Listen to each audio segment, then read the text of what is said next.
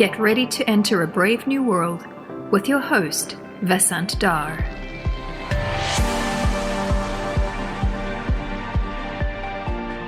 Brave New World is supported by the Center for Data Science, or CDS, at NYU. If your organization is interested in engaging with CDS through student projects, please email cdsindustry@nyu.edu. For more color on the podcast and additional commentary, please subscribe to my newsletter at vasantdar.substack.com. Hello, and welcome to Brave New World. My guest today is Shashi Verma, Chief Technology Officer at Transport for London, or TfL. TfL is what makes London really hum as a centre of business and culture and a generally great vibe. And London is a major innovation centre when it comes to transportation. Shashi has played a key role at TfL over the last 2 decades in driving the innovation in London's transport system. Shashi, welcome to Brave New World. I am delighted to have you on the show. It's a pleasure to be here, Vasant. We talked about this a bit earlier. I'm delighted to be here. Yeah, too bad we couldn't do it face to face, but this is the second best option. So, Shashi, how long have you been a Londoner? Well, Vasant, I moved here in 1999, so I've just done about 24 years. I spent 4 years in the US before that as a graduate student and then teaching. But before 1995, I grew up in India. What's sort of your journey been that led you to the Transport for London as sort of the transport czar? I read someplace that you were at McKinsey before that. So just tell us a little bit about, your history, where you grew up, what influenced you, all that kind of stuff. Vasant, look, life is a series of coincidences and accidents. I don't think anyone, certainly I didn't have a grand plan for what I was trying to do. I was born in Ranchi. Ranchi is an industrial town. My father was an engineer. My grandfather was an engineer. We are a family of engineers for far and wide. Not surprisingly, the expectation from me was that I would also be an engineer. And I ended up going to the Indian Institute of Technology in Kharagpur, starting in 1989. Now IIT Kharagpur is an organization with which we have had a long association. There are 7 of us in my family from IIT Kharagpur. We have 4 siblings, and all 4 of us are from IIT Kharagpur, which is a bit of a record. That's got to be a record. Yeah. So 4 of us are from IIT Kharagpur. Two of my siblings are married to people from IIT Kharagpur, and we have a cousin who also went there. So there's 7 of us. We had almost unbroken representation at Kharagpur from 1978 to 2000. So I did that, and curiously, my degree was in agricultural engineering. So I went to work for a tea company, but this is 1993 when the economy was just opening up. And every company was trying to do everything at that point. Diversification was the name of the game. There was a lot of opportunity in the economy at that point. So I went from joining a tea company to trying to set up a commercial mushroom production facility in India, to then very quickly realizing that it would never make money. And a consequence of that was realizing that I was probably out of a job. But then, hey, there's a lot of opportunity around. So I got involved in a very large real estate and infrastructure project in Andhra Pradesh, as it used to be, Hyderabad. And by a whole series of events that had preceded my arriving at this company, we'd ended up with some prime property in Hyderabad. For anyone who's familiar with Hyderabad, there's the big Hussain Sagar Lake right in the middle of the city, which is, unusual. There are not that many cities in India with big water bodies in the middle. And we had 10 acres of land on the south side of Hussain Sagar.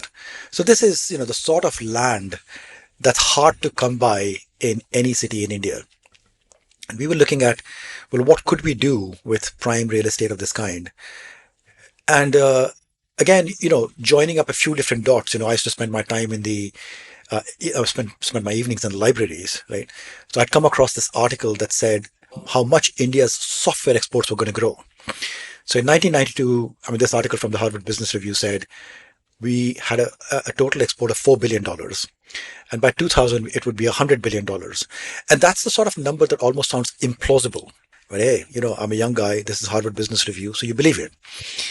And then on the other side, you looked at what was happening with the property market in India, with property prices in Bombay going up by, a factor of, 3x, all the overspill going to Bangalore, property prices there going up by 3x. And what was very clear is that the economy didn't have the absorbing capability for the level of investment and growth that was coming through. And, there were three of us in the company, and we managed to connect up these dots to say, actually, this investment in tech will overspill Bangalore. And we should pitch to make Hyderabad the next high-tech city, with the nucleus being this land that we had just been sold. So I'm just giving you an insight, Vasant, here on the real genesis of how Hyderabad became a high-tech city. Because when we pitched this idea to the government in very early 1994, at that point, there was no real commercial activity going on in Hyderabad. It was fundamentally a gems and jewelry city with a bit of, defense research and development organization and things of that kind in there. But it wasn't anything like what it has become. So we pitched this idea first to the Congress government in those days. And then at the end of 1994, the Telugu Desam got re-elected with N.T. Ramarao coming back as chief minister. And we pitched the idea to him. There's a long story behind how all of that happened. And his challenge to us was to go and convince his finance minister, which we did. His finance minister was Chandrababu Naidu. I remember that time, actually. Yeah. I remember that very clearly. Yeah. As they say, the rest is history, right? So that's where Chandrababu Naidu got the idea of of making Hyderabad into a tech city. And it went from there into becoming this completely competitive, real sort of locus of tech activity in India. Indeed. In fact, I used to teach at IS, the Indian School of Business, there you go. But for 5 years between 2010 and 2015. But by then it had already sort of transformed, as a city, and I guess has continued to do so. So, that led me to an interest in studying public policy, because what we were really doing is interfering in public policy. Which, by the way, it's perfectly fine for businesses to have an interest in that. But the whole intersection of government and business, put to good use, has immense capability to do good. And I'll be honest, Vasant. I mean, I was a young kid. I was 21 or 22 when I came up with this idea of turning Hyderabad into a tech city. I was 24 when I left. I was not even 24 when I left that whole project. But it was very visible to me that the scale of change that we were going to make in Hyderabad was beyond my comprehension. And so that's what led me to study public policy. And I was looking around, fishing around for the right place to go and study public policy. And I ended up going to Harvard at the Kennedy School. So I got a master's. I was working through a PhD, got bored, started teaching. Very graciously, they'd given me a 1-year faculty appointment. So I was teaching at the Kennedy School. And unlike you, Vasant, who's been an academic all your life, I realized very quickly that academia was not for me. Right? And I think that was the right decision. I mean, academia, as you know well, demands a certain kind of mindset. It demands a certain kind of discipline and all that. I didn't have that. And frankly, I wanted to get my hands dirty with stuff directly. Right? So I left the Kennedy School. I had a job offer from McKinsey in London. So that's how I arrived in London. And then 3 years later, there were some former friends of mine from Harvard who'd started working at senior positions in Transport for London as it was set up. Transport for London, by the way, is a very new organization. Transport in London has been around for 200 years. But this new integrated organization, given the mandate of integrating all of transport, was only created in 2000. So new management got brought in. Along with that came one of my friends from Harvard. And he's the one who called me and said, look, we need good people here as we're crafting something new. Why don't you come and work for us? So I looked at it and said, well, that sounds interesting. And my prior experience of Hyderabad was kind of burning at the back of my mind. And that's what brought me to TFL in 2002. And again, I didn't know how long I would last there, but here I am 21 years later, still going strong. So Shashi, you mentioned something which is intriguing, and that is that this combination of government plus business can do tremendous good, or actually the other way, depending on circumstances. So how do you think of sort of the good part of it that can come from such a partnership. What does it mean to be innovative? And let's sort of dive into transport here. Like what does it mean to be innovative in this whole area of urban affairs and integrating technology into how cities work, and specifically the role that transport plays in the culture of a city. Vasant, again, if I go back to my economics education, one of the things in economics is when you study microeconomic theory, there is no government. There is no government in a microeconomic theory textbook. You study consumer Hmm. theory, you study producer theory, the two of them come together and you have a market.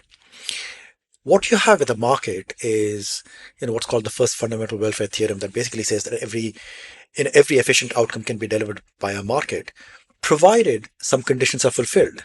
And these are the market failures that we talk about. And frankly, the only rationale for government is market failures. If it weren't for market failures, there would be no rationale for governments to exist. But the reality on the other side is that market failures abound. They're everywhere. Every market is imperfect in some way or the other. And the real question is, having determined that there is a market failure and having determined that something needs to be done about the market failure, the question is, what do you do?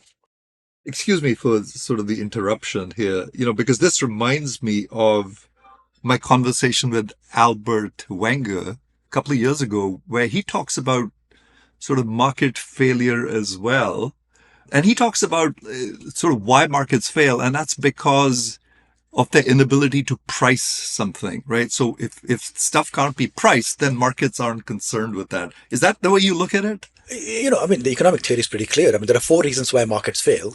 One is that there are natural monopolies in the sense that eventually there will be only one supplier left. So there's no competition.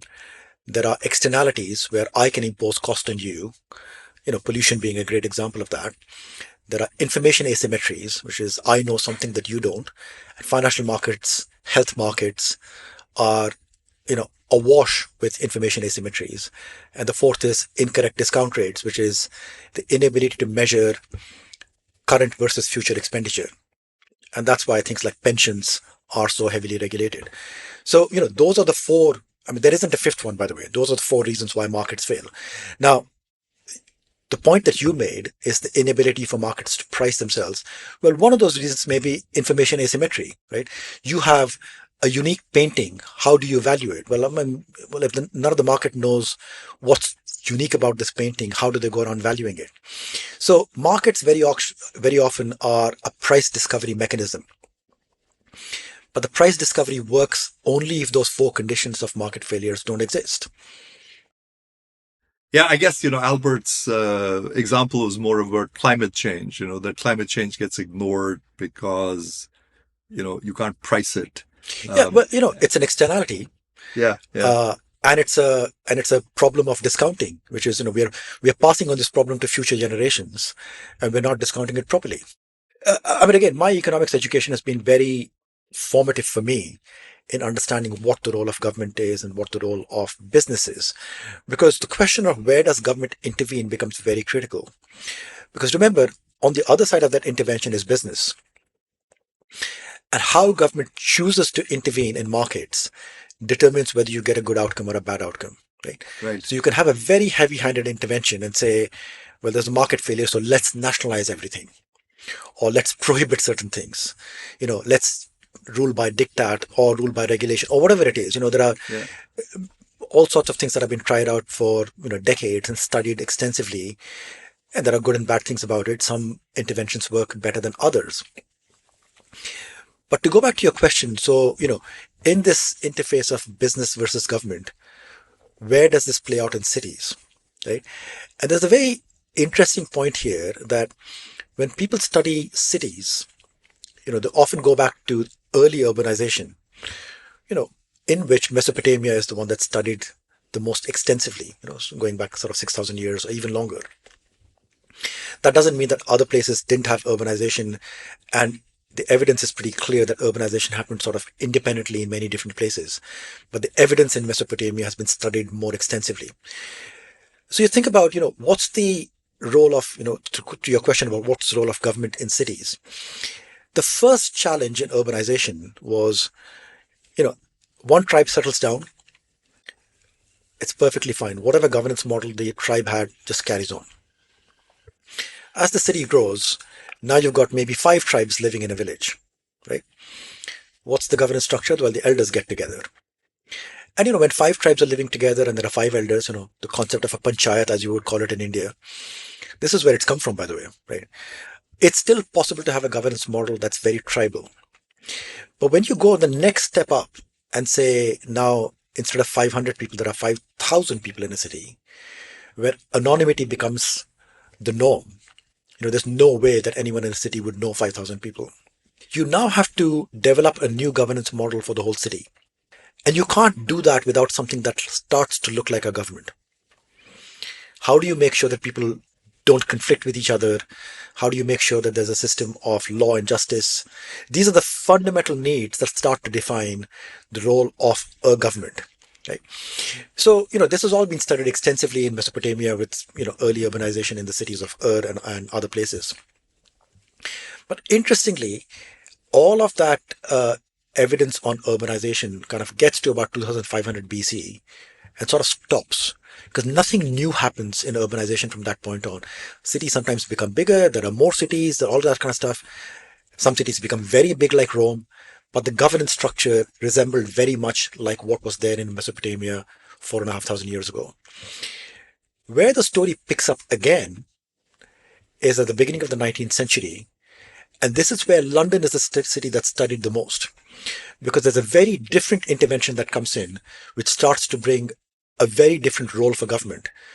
And this new thing that comes in is transport. So as soon as railways start to come in, cities can now scale up, they can become much bigger, they can become much denser, they start to create new issues, but they also start to create big challenges of investment. Who's going to make all this investment? Who's going to make sure the investment is productive and therefore it's not just a one-off? And that's where some of the early developments in urbanization came in London in the beginning of the 19th century. And then you start to see all the other problems with urbanization, externalities as you would call them. The first city governments in London were designed essentially to deal with waste. Sewage, solid waste. When you live in a dense environment, can you just imagine the amount of horse dung that was on the roads? The number of dead animals that were on the road, right? I mean, if you were running a horse-drawn bus and your horse died, well, you just leave that and move on, right? So the whole idea of municipalities came from trying to organize things of this kind. If you go to the US, the very early urbanized models of urban government, the first thing was managing fire. So fire prevention and safety became one of the fundamental reasons why cities had to organize into some sort of government. So these are basic municipal needs around which cities started to coalesce. And as they've become more complex, all of these issues of governance, especially of transport, has become more prominent.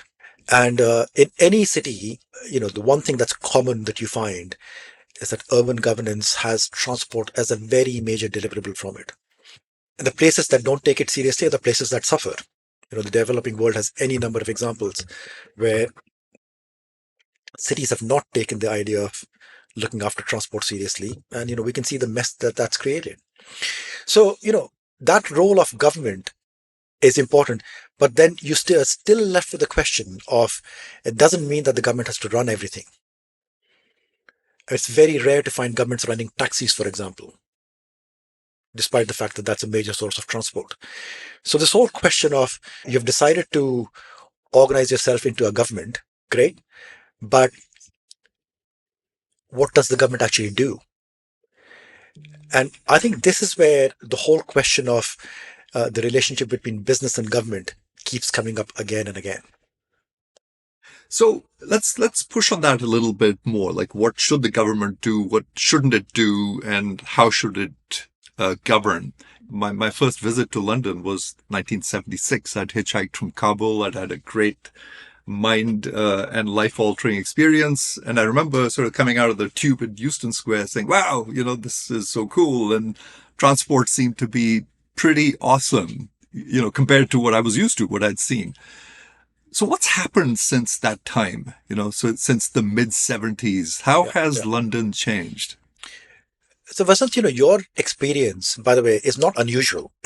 Anyone coming in from India, or indeed from most parts of the world, most places in the world, would come to London in 1976 and look at it with complete awe because the city worked, the transport system was extensive. We'd never seen, a public transport network like this anywhere else in the world. But there's something that doesn't tell you, which is that the city was actually in decline.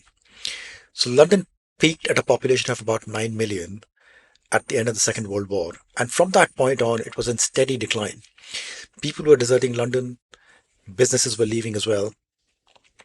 And 1976 is actually not that far off from the absolute nadir of the population troughed out in 1981. And from And that why point on, was it in decline, just out of curiosity? well, several things, I mean, again, this is something that's been studied very extensively, loss of empire being one of those, the UK economy wasn't doing that great in the 1950s and 60s. All of those are factors, but it was also by design. So in the 1960s, the government was trying to sort of rejuvenate smaller towns in the periphery of London. And there were these campaigns to move people out to what are called the home counties. Right? Well, if you run a campaign like that, sometimes it succeeds. And that's basically what was happening in London. So 1981 is when it troughed out. And then mysteriously, and frankly, I have never found a convincing reason for why it changed. But in 1981, it started changing. And then in 1986, something critical happened in that this is Mrs. Thatcher's government did something called the Big Bang reforms of financial services. I remember that. And, financial services in the UK were huge, but they were largely very antiquated. And the Big Bang brought it to the modern age. It moved financial services forward, made London much more competitive with New York. And suddenly, employment in the center of London took off. Now, that's a great thing. So, your experience in 1976 was fantastic. Your experience in 1989, for example, would not have been that fantastic because we had roughly the same infrastructure, but many more people. And so the constraints of growth became very visible once the growth returned. And that led to a lot of soul searching about what was lacking uh, in London being successful. And Vasant, I think it's important to recognize that that soul searching is what has led to so much fantastic work that has happened since then. It was led, interestingly, by major employers in London. These are major companies that are based in London, rooted here, can't really relocate from here. If you're Goldman Sachs, based in New York, you're looking for a headquarters somewhere in Europe, you have a choice. You can come to London, you can go to Paris, you can go to Frankfurt. There are many other places. But if you're Barclays Bank, you're a UK bank, you're basically stuck in London, right?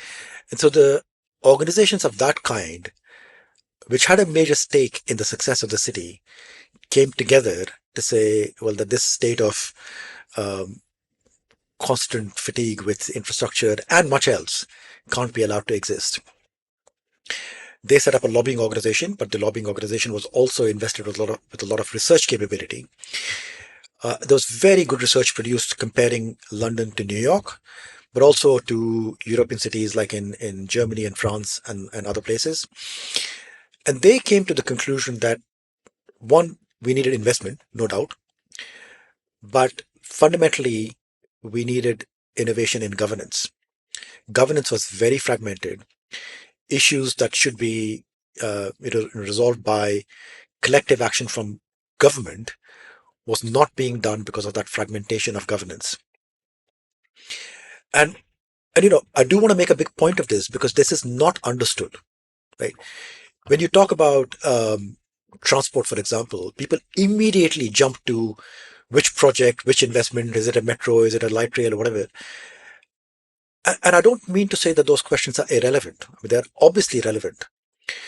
But there's something that's far more relevant than that, which is if you create the overarching governance framework in which these decisions can be made without making the decisions antagonistic, without making them such that uh, institutions are fighting for their own existence rather than for the right solution.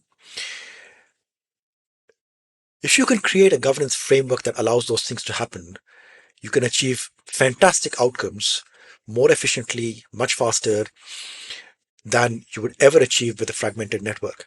So the first thing, you asked the question, I'm going back to a question you asked some time ago, what does innovation mean? Innovation comes in many forms. Innovation in governance is what brought Transport for London to life. And we shouldn't lose sight of the fact that innovation is not just about tech. It comes in many forms. And this kind of very subtle, very unspoken, almost magical innovation was critical to giving rise to what we are today. So how was governance fragmented, and how was it sort of suboptimal at that time? And what's sort of been this progression of integrating it so that, people didn't feel threatened, that their existence wasn't threatened, that they actually felt that this was a win-win? Well, if you look at transport alone, when Transport for London was created, there are 14 different transport organizations that were merged into one. Now, that was in 2000, is that right? That was in 2000, right? Uh-huh. And by the way, this fragmentation was understood earlier, and there was a clear path to getting to that kind of consolidation. There was a company running the tube, there was a company running the buses, there was a company running the Docklands Light Railway, another one running the trams, taxis licensed separately, the riverboats licensed separately, the highways managed separately. All of these were run by different organizations. And there's one thing about bureaucracies which we need to understand, right? Bureaucracies exist to perpetuate themselves, first and foremost, right?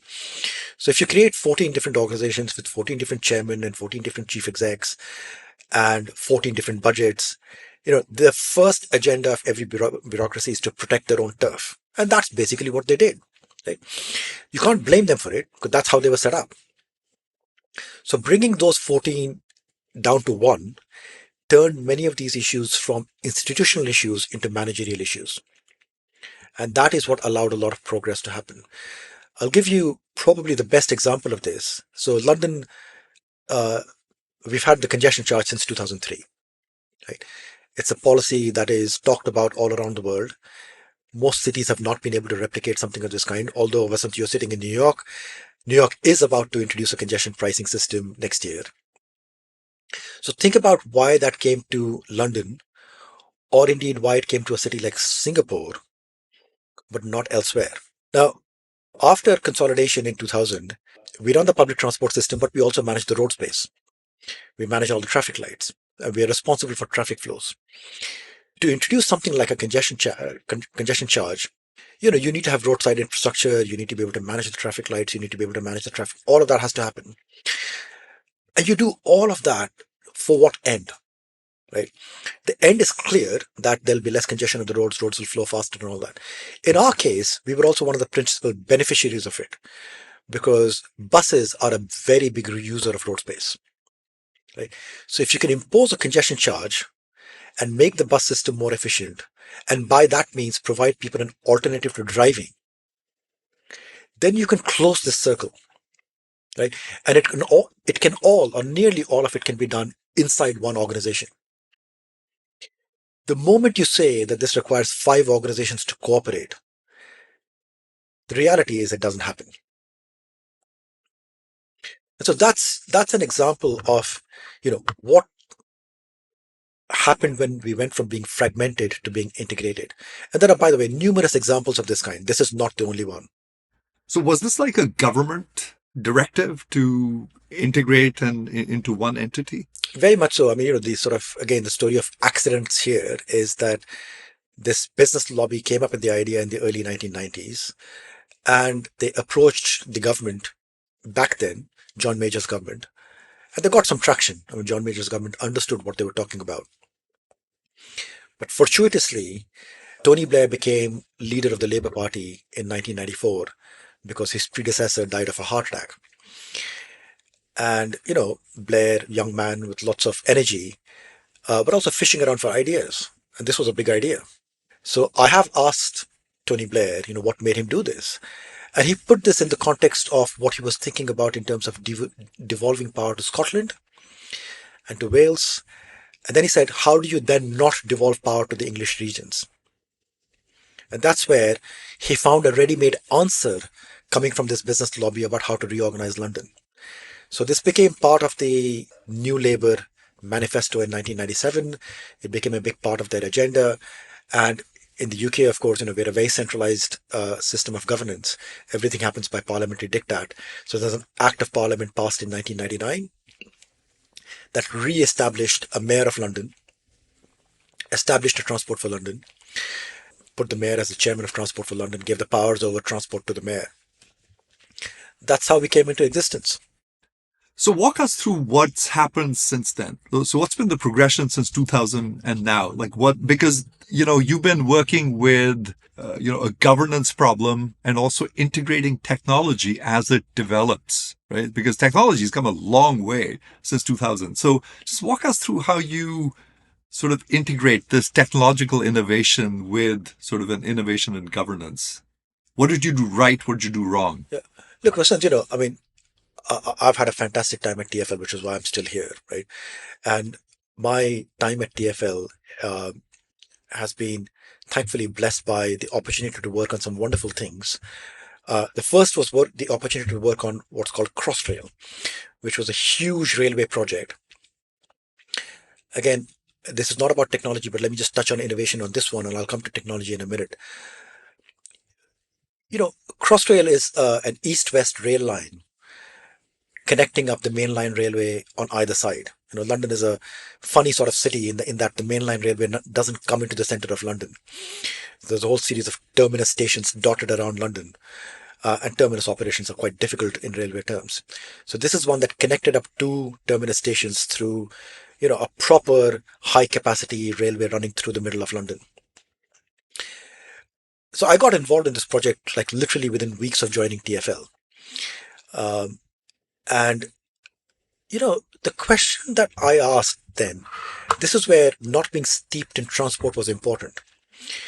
The question that I was asked by people in the Treasury, in the Finance Ministry in the UK was, tell us why this thing makes sense. Simple question. I don't want any complicated answers. Just tell us in simple terms, why does an investment of this kind make sense? And, that was kind of a personal challenge to me. So I said, okay, fine, I'll go find the answer. The interesting thing here, Vasant, is that, there is a tradition in which transport projects have their business cases built. And you do a cost benefit analysis. You come up with a very complicated way of assessing benefits, divide them by the cost, you get a ratio. As long as the ratio looks decent, you say, great, can I go and have some money? That is, by the way, the way transport investments are done around the world. There's nothing unusual about that. But to me, I was asking some more basic questions, right? So if we say benefits are assessed in a particular way, well, who determined that should be the right way? There has to be some genesis. You can't just say, well, it is like it is. So I started going back in time and found these original papers from the 1950s. Two economists in the UK who set up this whole stream of cost benefit analysis for transport. And, they're very persuasive papers. But compared to the question I was being asked, which is tell us why this makes sense, the question they were asked was very different.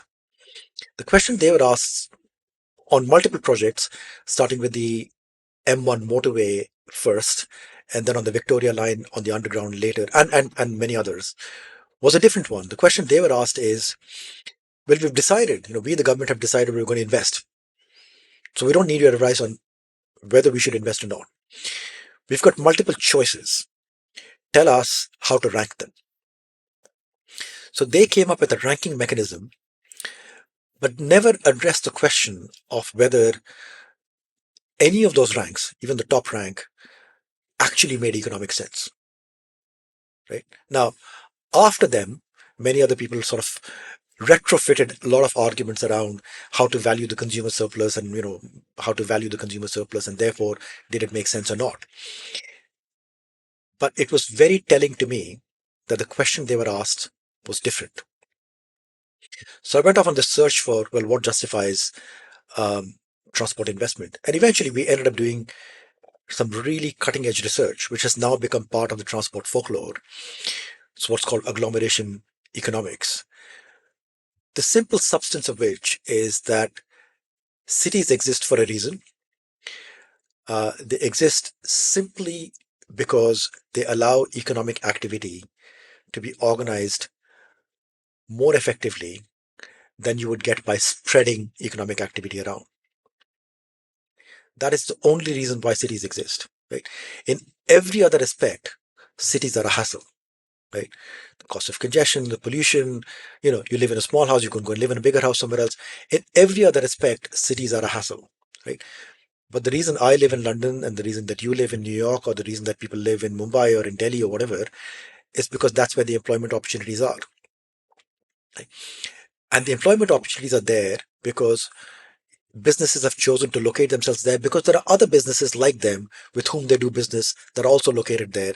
So again, the whole stream of agglomeration economics has developed quite a lot. I mean, there's a lot of argument about why. There's a whole labor market argument about how wide a labor market you can access. There's a whole question of productivity in terms of face-to-face interaction. All of these things matter. But the result of this work was to establish a very clear link between city size or density and productivity. And especially when you're talking of density, if you live in a little village, you can get a bit more dense without doing very much.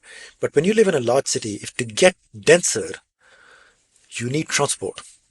And you need transport of a particular variety. You can't do this by road transport. You can't do this by cars. Like Los Angeles can never become a dense city, I mean, no matter what they do. But to get to the sort of density that you've got in London or in New York or in Hong Kong or in Singapore, you need rail transport. There is no other way to bring that many people in and out to create the sort of density that you need. And what should be striking, uh, maybe it is and maybe it isn't, but what should be striking is when you look at financial centers, every single one of them is based in a city that's ultra dense. You don't see a financial center that's based in a city that is not dense, right? So there's something about finance, legal, insurance, business services of this kind that benefit from that close interaction, that end up congregating in cities that are ultra dense, and you can't get to that density without transport. So you can't get to the productivity that these cities create without transport. And so for the first time, I'll say this without blowing my trumpet too much, but for the first time, somebody drew a direct link between economic output, GDP, and transport investment. And it completely changed the way we think. So this is again innovation in terms of economic policy. We talked about governance. Here's innovation in economic policy. It has completely changed what we do. And to follow that point through, it's not just about transport investment. It changed the way we think about us as an organization. So having done this work and having established that transport investment is about productivity, the next question I was asking is, well, if new investment is about productivity, isn't that what we do every day? The reason we run the tube is to support the existing agglomeration of London. The reason that the New York subway runs is to support, Midtown and downtown and so on. So it led to a bit of debate in the organization, the culmination of which was to recraft the mission of Transport for London. So you would think, if you ask any transport organization, what do you do? Well, we run trains or we run buses, right? That would be the answer that you get. The answer that you get from Transport for London is that, we exist to maintain the economic competitiveness of London. And to do that, we have to run trains and buses, right? But what looks like semantics is actually much bigger than semantics because it changes the, the basic purpose of the organization in a very material way. And one conclusion from that, for example, is that we've spent the last 15 years fighting a battle on air quality, which you would do if you care about the economic competitiveness of the city, but you wouldn't if you thought your job was to run buses. So these innovations are very material in the impact that they have. So that's that. So I did this for a few years, and it was, I have to tell you, I still look back at that time of my career as, as formative, not just for me, but for the organization, because it changed what we do, it changed how we do it, it changed the way we look at ourselves, and it's had an impact not just on us, but on many other transport organizations around the world as well.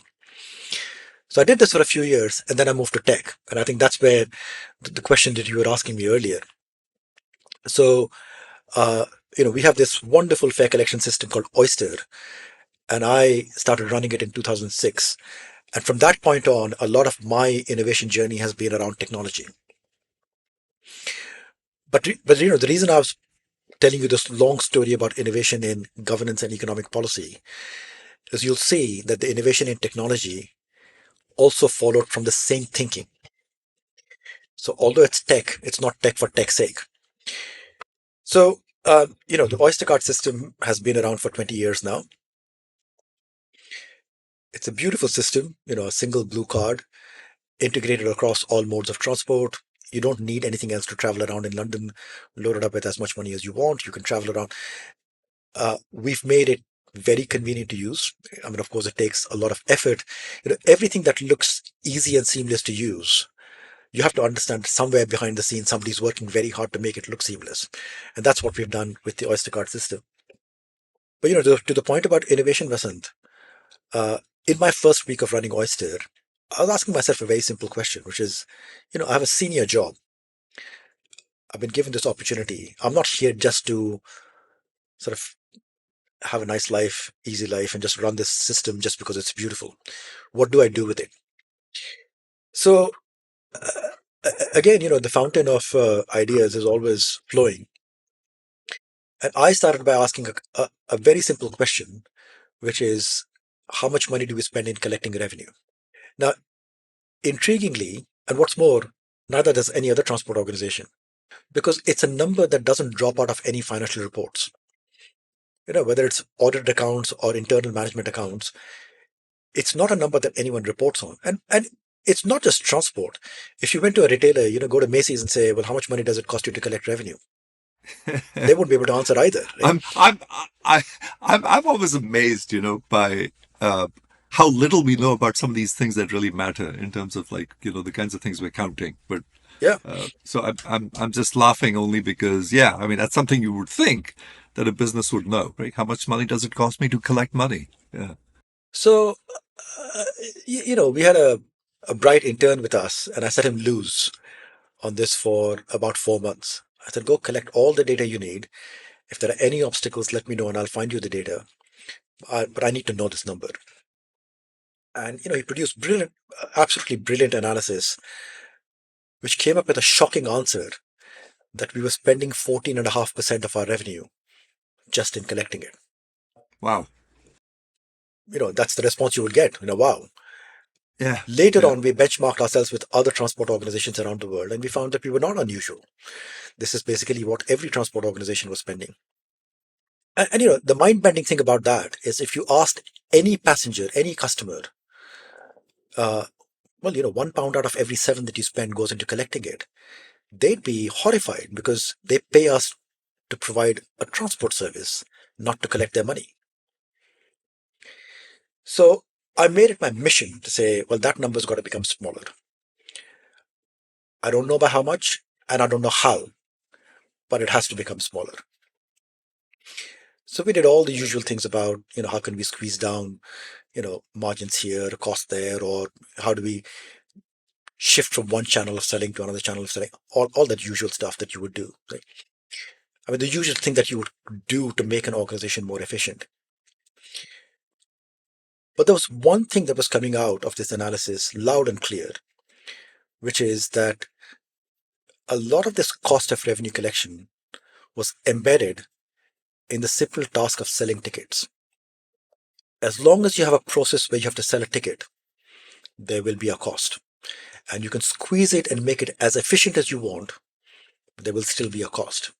Right? And that's where the brainwave came. How about we try and design a process in which we don't have to sell a ticket? So again, I'm a fairly serious historian. So I went back through our archives to say, well, where did the idea of a ticket come from? And I've told you the story of early urbanization. I've told you the story of uh, governance and all these things. Now, here's another one, which is going through our archives to figure out where the idea of ticketing came from. And there were parallel stories that were coming out of our bus network and our tube network. But if you boil it down, on the buses in the very early days, all fares were collected in cash. The problem was that without a means of accounting for that money, a lot of it used to get pilfered. So between the conductor and the driver, they used to pocket a lot of that money. And the whole system had degraded to a point where the bus owners knew that that's what would happen. And they'd stopped paying the drivers and the conductors and said, you pay me a rent to take the bus out and you can keep the money. You can keep all the fares that you collect. So the whole market had become very dysfunctional that way. Right? This is again going back to an information asymmetry problem. The only person who knows how much money has been collected is the conductor. And that problem got solved by the invention of a ticket in the 1870s. Right? There's something called a bell punch ticket, which was a means of accounting that was sufficiently foolproof that took care of this problem. So I'm condensing a very long story down into something very simple, but there's a very core fact that comes out of it, that a core need of a ticketing system was a means of accounting so that there's no pilferage. And separately, on the underground, there's a real challenge in that a lot of people are getting on and off at every station. The trains are very crowded. If you tried collecting fares on the train, that's not a successful enterprise. So you had to sell a ticket before people boarded. You have to collect the revenue before people boarded because there was no physical means of doing it on the train. And so the need for speed is what led to the invention of tickets on the underground, right? Now, when you put those two things together, those two operating challenges remain today. The need for speed hasn't gone away. If anything, it's become even more intense with more and more people on the network. And the need to make sure that the accounting system is perfect hasn't gone away either. But here's the striking thing. There is no third attribute to a ticket in a mass transit environment. That's it. That's what you need. You need a means of collecting money fast without losing it. And, boiling all of this down to its core need was really important in the next step that we took. Because the next step was very clear, which is the way to get rid of a ticketing process is to get money out of your bank account directly. Right? So what do people carry in their pockets? They carry a bank card, a debit card, a credit card, or a phone. Right? Those are the things that everyone's got on them. So simple challenge, how can we make your phone or your credit card work like an Oyster card? All the speed characteristics, all the convenience characteristics, none of the hassle. And so that's where the idea of contactless bank cards originated. So why has it taken this long, Shashi, for contactless cards to become part of the transportation system? Because I say this because in New York, I think it's only been there like a year or two. Because before that, we just had to buy a card from a vending machine, charge it up, and use it. What's taken so long? Well, Vasant, let's talk about all the challenges that we had to overcome. And we'll talk a little bit about the challenges that other cities have to overcome. So, this idea was conceived at the end of 2006. But completely new. The product didn't exist. The market didn't exist.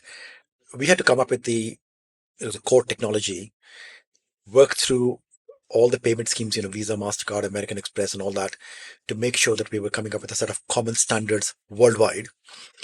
Because this is not just a question of doing a deal with one bank. We wanted the system to be completely open so that anyone from anywhere in the world would be able to use our system. So that takes a bit of time to standardize all the technology. We had to come up with security standards so that all of these transactions were perfectly secure and we could give people the confidence that money would not get lost. And we had to come up with commercial standards for who takes what risk, what risk do we take, what risk do the banks take, and so on. So all of that was going on. And then, of course, the financial crisis happened in 2008. And it became really difficult to engage with the payments industry at that point. And the banking industry was just so caught up in the crisis that for about 2 years, and it was difficult to make progress with them. Having said all of that, we started accepting contactless bank cards on our bus network in 2012. So it's that far back. And then Wow, the rest of the network, that is amazing. Yeah. yeah. And then the rest of the network followed in 2014. So that's our story. So, I mean, our story was very much about a process of discovery. It all looks very linear in hindsight, but it was a process of discovery step by step with some huge challenges, especially around the financial crisis.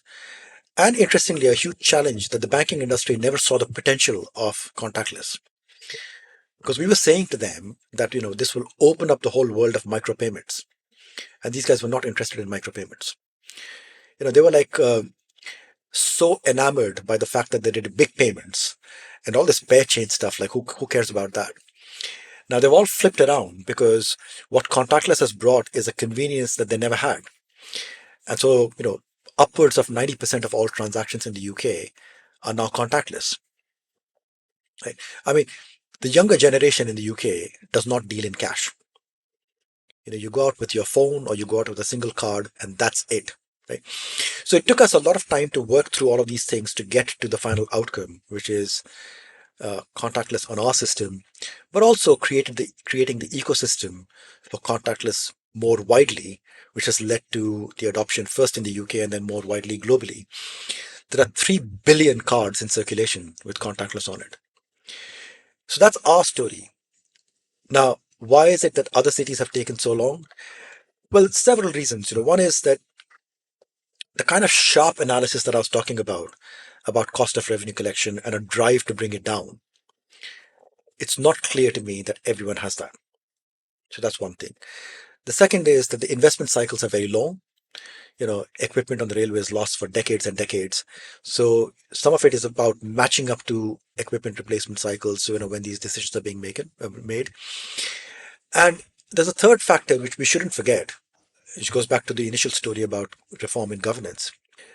Look at TFL, because of the nature of the organization that we created, we've also created an environment that's very innovative and entrepreneurial, where a lot of these things that I'm talking about can at least be done. I mean, they're not easy, and I shouldn't pretend that they're easy, but they can be done. In most cases, the organizations don't have the capability to pull a trick of this kind off. And that's a real travesty because it means that the people in those cities are not benefiting from all the greatest things that they could have access to. I think I've heard this before somewhere that, or maybe I heard you say this, that London showed that it was possible, but it didn't say that it was easy. So I'm sure you get asked to evaluate or critique or consult on, systems in various parts of the world. What do you see as sort of the things, the lessons from TFL that carry over and those that are unique to London?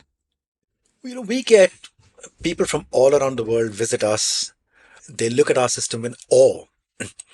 The convenience of the system, the extent of the system. I'm not talking more broadly about the transport system in its entirety, but if you take the microcosm of contactless, it almost feels like magic.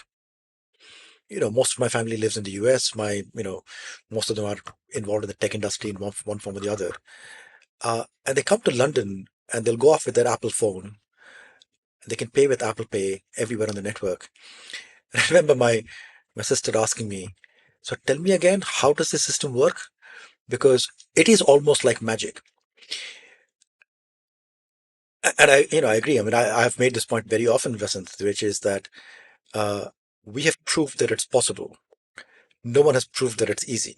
And to create that kind of user experience where you can touch in and touch out and travel everywhere in the complete confidence that the system will work and will always charge you the right fare and so on, that it takes Herculean effort. And that effort is not visible to people, quite rightly. People travel because they want to travel, not because they want to sit and ogle at the effort that's gone into it. But what it tells you is that you can come to a user experience that is absolutely top class. It's top class by comparison to any industry. This kind of convenience where you can just touch in and touch out and the fare will come out automatically. I mean, this is not something that many industries are able to deliver. But the mistake that people sometimes make, not all the time, but definitely sometimes make, is that they then think, oh, London's got that, so I'm going to get that too, without thinking that there is a lot of effort involved in it. There's a lot of effort, a lot of thinking, a lot of pain. And the result is that many of the deployments since ours have not been that great. I mean, some have, but many of them have not been that great because people have shortcutted that whole thinking process and they've ended up with suboptimal answers. By the way, you know what? A data point that I think I've heard you mention is that buses carry, I don't know, 3 or 4 times the volume of people as the underground in London. Is that right? It's not 3 or 4 times, it's more than the underground. Or is it number of trips? It's number of Is trips. it Yeah. distance? Is it trips? Number of So trips. pre-pandemic, buses were carrying about 7 million passengers every day. The underground was doing about 4.5 million. So it's 1.5 times. Hmm. It's a staggering statistic when you think of it, It's especially surprising. I wouldn't have thought so. Yeah. exactly, right? Yeah. So you wouldn't have thought of it because as a visitor, your experience is very much of the center of London, which is of course dominated by the underground. But the center of London is not even 5% of the land area of London. And the further out you get, the more you see the dominance of buses by comparison to the underground in public transport.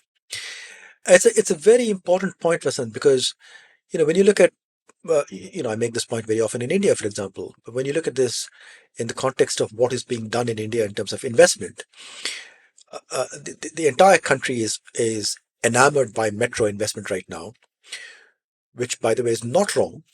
I mean, the country desperately needs metros, right? But the point I make to people in India and to policymakers in India is that even if you're successful in building metros, remember that at the end of it, you will still need more buses. And the beauty of buses is you don't need to wait 10 years to see the benefits. You can start putting investment in buses today, and the buses will be on the road next year. It's a subtle, hidden fact about what makes London work. It's interesting you talking about this because I'm sort of jumping around between cities, and now I'm in New York, and I'm thinking, would I ride the bus in New York? Probably not. I'd probably take the subway. Is there sort of, I guess, a cultural thing associated with taking the bus? Very much so, and particularly in the US. Even in London, if you go back to before 2000, there was a starker economic divide with people on higher incomes taking the underground, people on lower incomes being on the buses. Lots of reasons for it. It's about how the housing market is organized. The more expensive housing is all around the tube stations and so on. Uh, One of the big things that happened with the creation of TFL is a huge improvement in the quality of the bus network. And you found people in suits and ties coming back into the bus network. Today, you find people of all social strata on the bus network in London, right? I mean, people have no hesitation in getting into the bus network. It's got to that kind of quality. In many places in the world, in fact, I'd venture to say in most places in the world, buses are associated with poverty. So if you don't have any other means to travel, you take the buses. And New York, unfortunately, has that reputation as well. So, if you live in Manhattan, or if you live in the north end of Brooklyn or the west end of Queens, where the subway network is really dense, where it's a short walk from you to the subway station, and your life is sort of in that microcosm, then you wouldn't even dream of taking a bus. But if you go another 10 or 20 blocks down further south in Brooklyn, or you go another 10 blocks east in Queens, you might not be left with very many options apart from taking a bus. But guess what? What happens at that point is the housing market changes radically. And so this kind of social stratification, unfortunately, is it's not good. It's not conducive to a very inclusive society. One of the points that I make again about having a good quality public transport network is if you want social cohesion, Just make sure that everybody travels in public transport. Just make the system attractive enough. The great thing about being in public transport is the guy next to me may be, a manual laborer. It doesn't matter. They have equal right to be there. They have equal right to avail of the services that I do. And there's something very humbling about a system of that kind. Compare that with the kind of Elon Musk the vision of the future, which is everybody driving an autonomous car. Like public transport is like, who would ever want to travel in public transport? Well, that's a very different vision of a world that's optimized for yourself with no regard to the social consequences that brings about. But by the way, do you think we'll see autonomous buses before we see autonomous cars? It's a question that I've brought up a few times with people who are sort of more informed about autonomous vehicles than I am. What do you think? I don't think Sorry so. to put you on the spot No, to no, I make don't a think so. prediction. You No, don't no, think that's so? that's fine. I mean, I've done quite a lot of thinking on autonomous vehicles, so I'm quite happy to opine on this. I don't think so. The reason being that look at first the economics, right? The economics of an autonomous car is that you don't need a driver. You can have a shared vehicle. Instead of getting a taxi, it becomes a shared vehicle. The whole economics of transport changes with an autonomous car. Autonomous buses, uh, well, great, but will you be able to really get rid of a person on the bus? There's still the question of safety. There's still the question of maintaining a bit of public order, sense of security. All of these things are still critical. And so, unless you are able to make the mental leap that an autonomous bus means you don't need a driver, where is the business case for investing in it? Okay? Now, there might be things that you can get, the buses can be a bit more efficient, braking and accelerating. You can make those, but those are tertiary issues compared to the very primary issue, which is that, I mean, for example, in London, half the cost of running the bus network is the cost of the driver. Right, right. So you're saying that relative to the risk that you take on, the benefit isn't that great, right? Eliminating a driver. So I want to come back to something related, Shashi. I realized that you made extensive use of data in making a lot of decisions. Like you talked about Stratford and how it's a major sort of junction and, where do you locate buses and all of that stuff. And I heard you mention that you actually looked at Oyster card data to actually tell you where to put some of these bus stops. Where's the future here? Like, where do you see data, AI, all of that playing a role in the future of transportation? Whether it's reducing friction or, just reconceptualizing transport altogether. Where do you see the sort of innovation and the future of transport? But when I joined TFL, going back 20 years, I was really struck by one thing, which is how data rich the organization was even back then. People had gone before me, had systematically collected data, you know, analyzed it, collated it, stored it properly. We had very good travel records going back to the 1970s. I was really struck because you get the sense that it's a public transport organization. How much data can they possibly have? I mean, there were people who for generations had gone around very systematically working through these issues. So I was really struck by that. But then, starting in 2003, as soon as we put the Oyster card system in, we started getting what I would call automatically collected data. This is data that's almost like an effluent of the sort of things that come out of the day-to-day operation of the system. And a lot of that started coming in huge quantities, right? And because before then, people were either going around with a clipboard and collecting data or doing surveys and collecting data that way. And even though that was still a very data-rich environment, the data sets were tiny. They were able to answer some questions, but not many other questions. So we had, to give you an example, we had this system called RODS, Rail Origin and Destination Survey, which every November would go and survey a fifth of the stations. So a station would get surveyed once every 5 years. And you'd go there and ask people what journeys they'd made that day, where they'd started the journey, where they were going to, and the whole sort of the whole thing about what the purpose of the journey was and so on. All of that data started coming out of Oyster automatically, right? So previously, an annual data set might have consisted of 30,000 points or 50,000 data points. Now, today, we get 20 million data points every day, right? That's the scale of difference in the data that's automatically coming out. So, we started looking at this and saying, look, how can we make better use of all of this data that's coming through?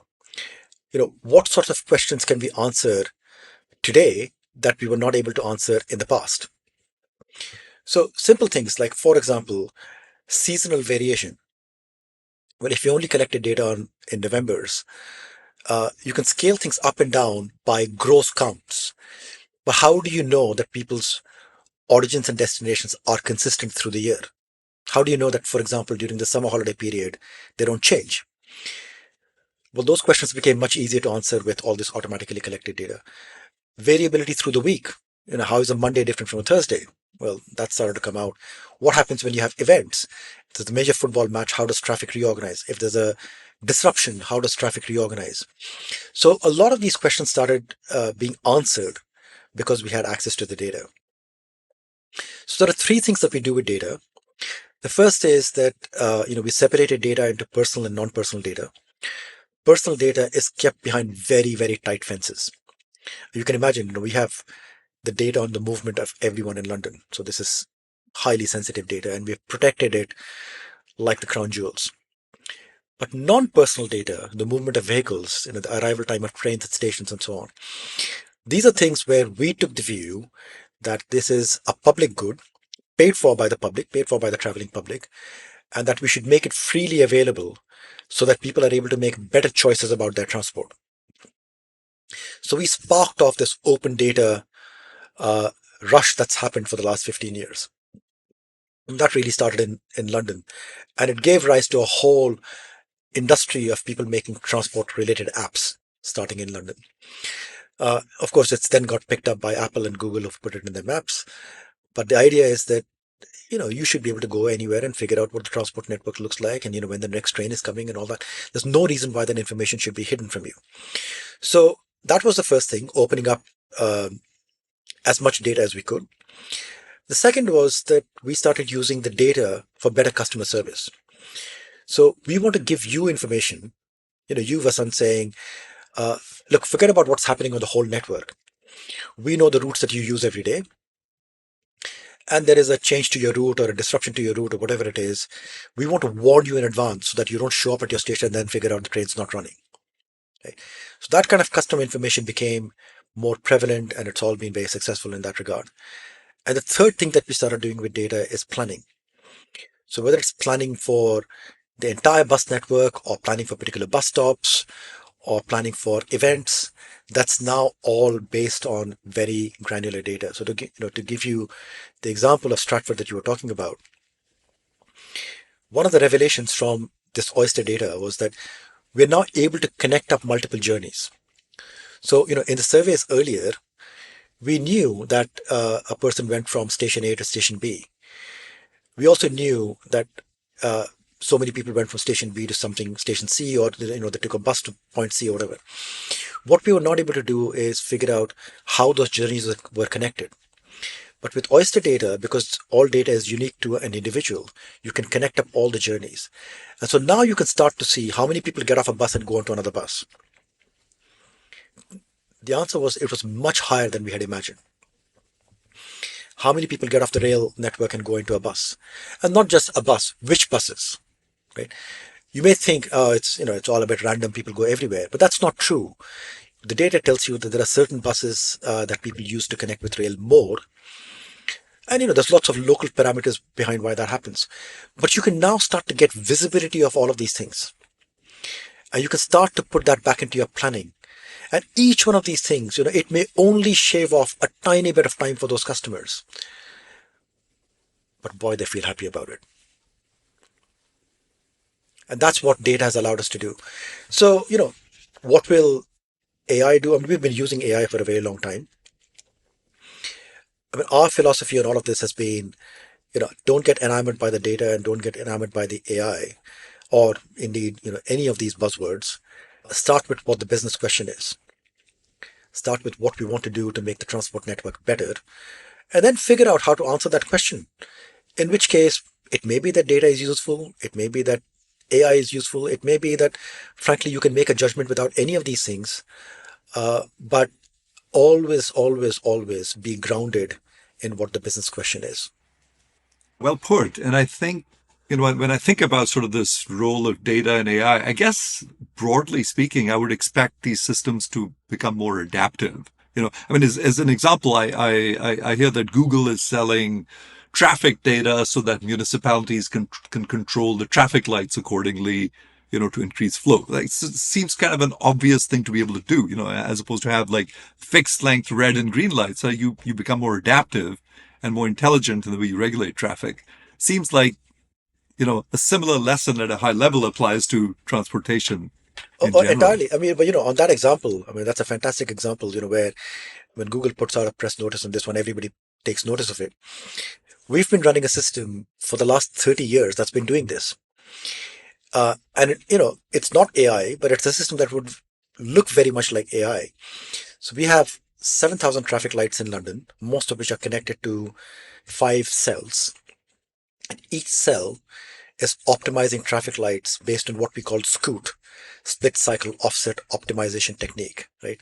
So at any junction, so this is a bit of inside knowledge on how these things happen. At any junction, Yeah. You care about three things. You care about the cycle time between the lights. Like if your light's gone green, how long before it'll go green Yeah. again? Yeah.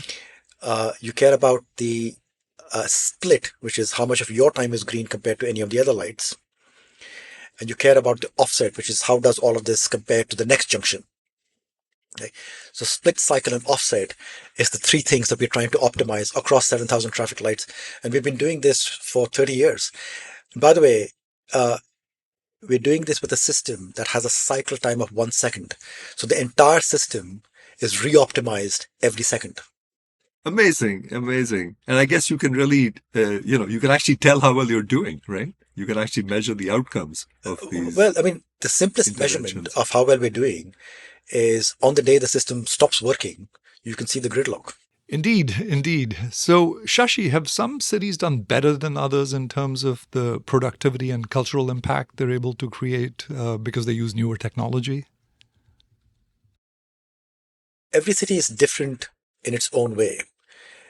And it's very difficult to make a judgment without understanding the context behind how those cities run.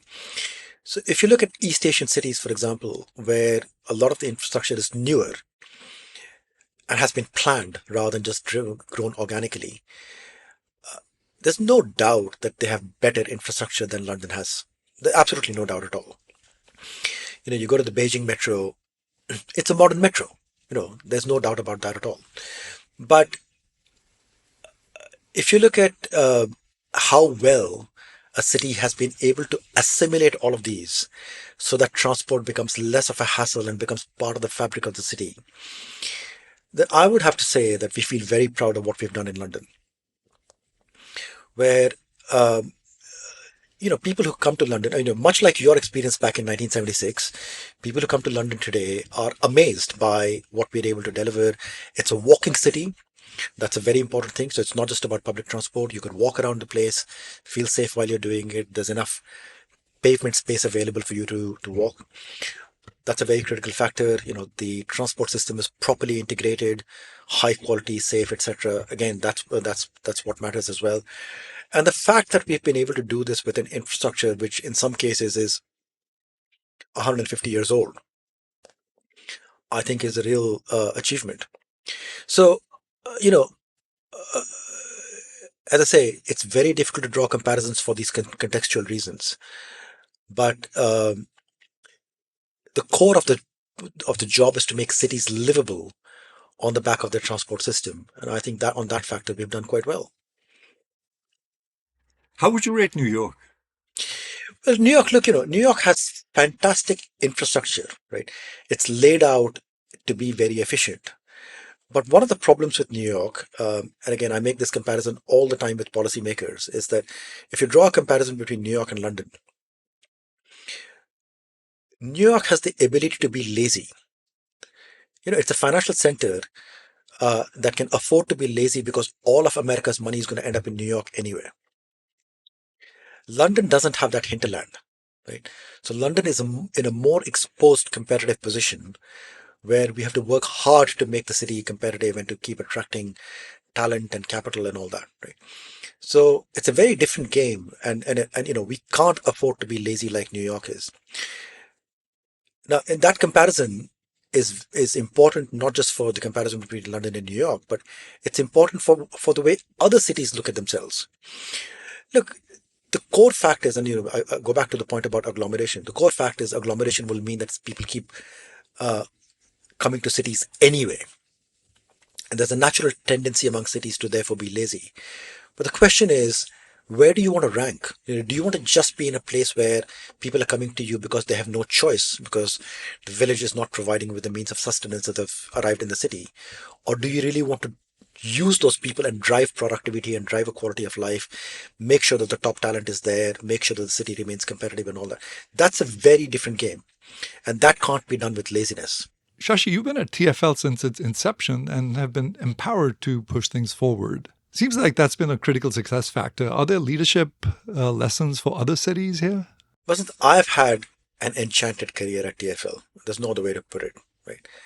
I've had the opportunity to work on some amazing things, and thankfully, I have the satisfaction that I've actually made a difference on those things as well. But I told you the story earlier about how the governance reforms started, right? And without those reforms, it's not clear to me that I would have had a platform to do like literally any of the things that I've done. And when I look at why can't other cities do this, or how would I be able to go and do this in another city?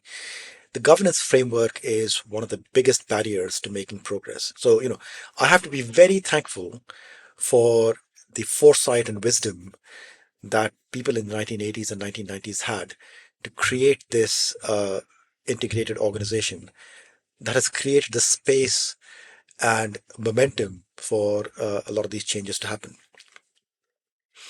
There were many other things for which I should also be grateful. We had a first mayor in Ken Livingston who was seen as a bit of a left-wing radical, but actually a man with a huge amount of pragmatism and a huge vision for what he wanted London to be. And having that kind of loud, ambitious politician in charge was important. That gave us a lot of license to go and do creative things. A lot of crazy ideas that we were pitching to him. I mean, crazy in the sense that they were the right ideas, but they were very different from what had happened before. And he was willing to listen to them and accept them and champion them in many cases. Things like Crossrail, this whole way of looking at investment in Crossrail. I mean, he was totally enamored by it. So that is a very critical factor as well. So, there are many things of that kind for which I feel very grateful that the basic foundations were there when I arrived. But the foundations, of course, don't build the building by themselves, right? And I think, I had the opportunity to play a role in pushing things forward. And as I say, I've had the satisfaction that I have pushed those things forward in a very sort of measurable and material sort of way. I mean, the Crossrail has now opened as the Elizabeth line. Every time I ride on it, I remember all the debates that we had about every station and every line and what should go where, but more critically about the role that the Elizabeth line would play in the health of London as a competitive city. And you can see that in front of you. So for me, that's very satisfying. So, I've had my fingerprint on a number of these things. Each one of them has been and continues to be a pleasure for me even today. Look, it's more than a decade since we launched contactless payments, right? But even today, not just on the transport network, you go to a shop and you're standing behind somebody and they flash out their Apple Pay phone and put it on and I think, yeah, I know exactly how that works and I designed it. and there is a great degree of satisfaction that comes from that. Shashi, you talked about the fact that businesses locate in urban centers, for a number of reasons. Other businesses are there. When COVID happened, did it actually make you question whether transportation had changed forever? Did it make me question? Yes, it did. It made everybody question. It made everybody question about what role cities would play in the future because everybody's able to work from home. But, again, as a historian, I went back to look at two things. One is that this was not the first pandemic that was happening, right? And I'm talking of the very early days. I'm talking about like April 2020, when the shape of the COVID pandemic was still emerging. But, you Mm-hmm. know, it's not the first pandemic. We had the 1919 Spanish flu. We've had the Black Death several times, the plague several times in Europe and so on. So I went back to look at, well, what was the result of prior pandemics? And the striking thing that came out of it was, and so on both of them, with the Black Death, 1761 to 1763 or 64 was the last time that London was afflicted by a major plague epidemic. And the records seem to suggest that about a third of the population died. A third, right? We're talking about COVID, which, by comparison was very mild. And then in 1766, we had the Great Fire of London, which basically burned down the whole city of London. And in 1781, London's population was higher than it was in 1761. So we had the plague and we had the fire, and in 20 years' time, London was back to being bigger than it was earlier. Why is that important? It's important because if you connect this with the story that I told you about agglomeration, about how there's this inert need to get into cities, you get into a situation where unless you believe that something fundamentally has changed about density and productivity, that factor will still play. Or Oh no, norms, right? That people just like from, henceforth, that, people will be like freaked out about being in each yeah. other's No, but presence. the Because, freaked out is. I mean, I was very clear. The freaked out is only a temporary thing, right? It cannot exist forever. Especially, it cannot overcome the pull of agglomeration. Likewise, with 1919, I went back through every book I had on the transport, on the history of transport for London, or London's transport system. And the amazing thing about going through all of these books, Vasant, is not one of them mentioned the pandemic. Right? So the pandemic came and went, and I'm sure it had a temporary impact, but not noticeable enough for any historian to find find it worthwhile to write about it. So what that told me is, okay, like we're in the middle of a pandemic. I get that, but let's not make sweeping assumptions about what's going to happen in the future, just because we're in the middle of a pandemic, and that the fundamental forces of agglomeration are still very strong. So I made the following prediction, and I still stick by it almost 4 years later. What the pandemic showed is that all the digital transformation that everybody wanted was put on steroids. Right? It happened very fast. People were able to work from home. By the way, our assessment was that about half of all jobs could be done from home, half could not. And when the pandemic happened, that's basically what we realized, because the people who got furloughed were the people who were not able to work from home. So if you're on a restaurant, well, that's not something you can do from home. If you're a florist, that's not something you can do from home. If you're a builder, there are many professions of that kind where work from home is simply not possible. We kind of live in the knowledge economy, and we think that everybody else works like us, and therefore the whole economy can run from home. That's not true. But I was very clear that the economy would come back to some sort of face-to-face activity. But one thing would definitely be the case, that more jobs would be done from home more of the time. Right? So direction is clear, magnitude is not clear. Right?